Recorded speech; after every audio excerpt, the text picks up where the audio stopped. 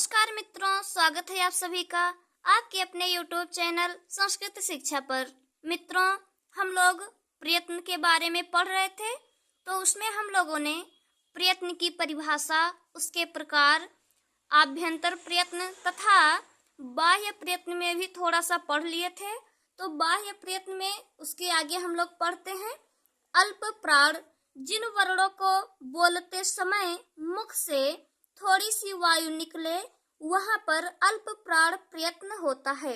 अर्थात जिन वर्णों का उच्चारण करते समय मुख से थोड़ी सी वायु निकले उन वर्णों में अल्प प्राण प्रयत्न होता है। तो इसमें देखते हैं 135 प्लस अंतस्थ या यड़ प्रत्याहार के वर्ण अर्थात सभी वर्गों का पहला, तीसरा, पांचवा वर्ण तथा अंतस्थ या यड़ प्रत्याहार के वर्णों में अल्प प्राण प्रयत्न होता है। फिर हम लोग आगे देखते हैं, इसमें 135 दिया गया है।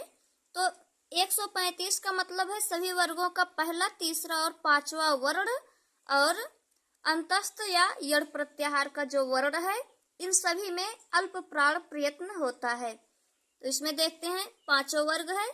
तो का वर्ग जो है, का वर्ग का पहला वर्ण का तथा तीसरा वर्ण गा और पांचवा वर्ण ङा है। चा वर्ग में देखते हैं चा वर्ग का पहला वर्ण चा, तीसरा वर्ण जा तथा पांचवा वर्ण या है।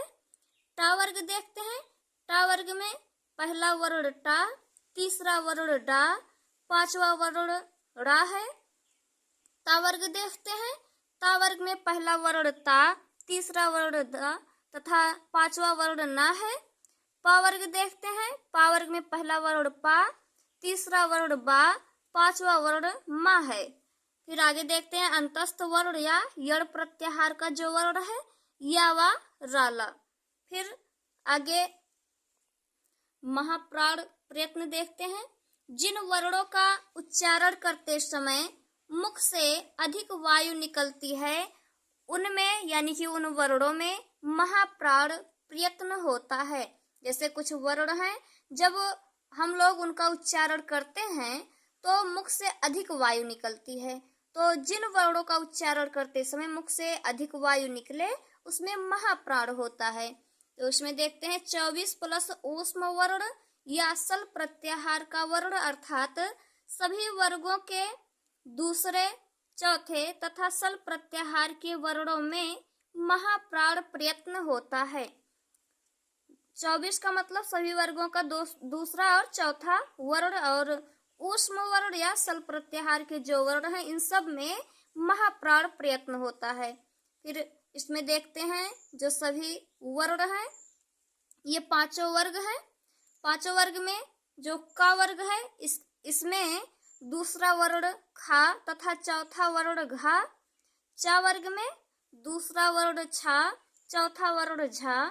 टा वर्ग में दूसरा वर्ण ठा, चौथा वर्ण ढा। ता वर्ग में दूसरा वर्ण था, चौथा वर्ण ढा धा। पा वर्ग में दूसरा वर्ण फा और चौथा वर्ण भा तथा ऊष्म या सल प्रत्याहार के वर्णों को देखते हैं, इसमें तीनों सा और हा हैं। फिर आगे देखते हैं उदात्त, अनुदात्त और स्वरित। ये वैदिक स्वर है। उदात्त अचिन्हित होता है, इसका सूत्र है उच्चैः उदात्तः।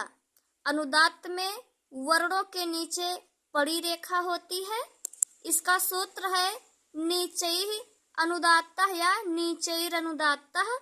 तो वैदिक स्वर में, वैदिक जो संस्कृत है उसमें देखते हैं जो वैदिक स्वर रहते हैं जिनमें उदात्त, अनुदात्त और स्वरित हैं, तो उसमें वर्णों के नीचे इस तरह पड़ी रेखा रहती है। तो वैदिक संस्कृत में जिन वर्ण के नीचे पड़ी रेखा रहती है उसमें अनुदात्त जो स्वर है वो रहता है। फिर आगे देखते हैं स्वरित। स्वरित में वर्णों के ऊपर खड़ी रेखा होती है, इसका सूत्र है समाहारः स्वरितः। समाहारः स्वरितः स्वरित का सूत्र है। तो वैदिक संस्कृत में देखते हैं जो उसमें शब्द लिखे रहते हैं उसमें कुछ वर्णों के ऊपर इस तरह से खड़ी रेखा होती है, तो ऊपर जो एक खड़ी रेखा इस तरह से रहती है वह स्वरित होता है। फिर आगे देखते हैं, इसके अंतर्गत अच प्रत्याहार के वर्ण आते हैं। इसके अंतर्गत यानी कि उदात्त, अनुदात्त और स्वरित के अंतर्गत अच प्रत्याहार के वर्ण आते हैं, या अच प्रत्याहार के वर्णों में उदात्त, अनुदात्त और स्वरित प्रयत्न होता है। अच प्रत्याहार के अंतर्गत आ, ई, उ, ऋ, ऋ, ए, ओ, ऐ, औ ये 9 वर्ण आते हैं। जैसा कि हम लोग जानते हैं, संस्कृत वर्णमाला में जो स्वर हैं वो अच प्रत्याहार के अंतर्गत आते हैं, जिनकी संख्या 9 है। और वही अच प्रत्याहार के वर्ण जो हैं उनमें उदात्त, अनुदात्त और स्वरित प्रयत्न होता है। आगे देखते हैं, इनका प्रयोग वैदिक संस्कृत में किया जाता है, यानी कि ये जो उदात्त, अनुदात्त और स्वरित हैं इनका प्रयोग वैदिक संस्कृत में किया गया है। आशा है वीडियो आप लोगों को पसंद आई होगी, तो वीडियो को लाइक कीजिए, चैनल को सब्सक्राइब कीजिए तथा अपने मित्रों के साथ शेयर कीजिए।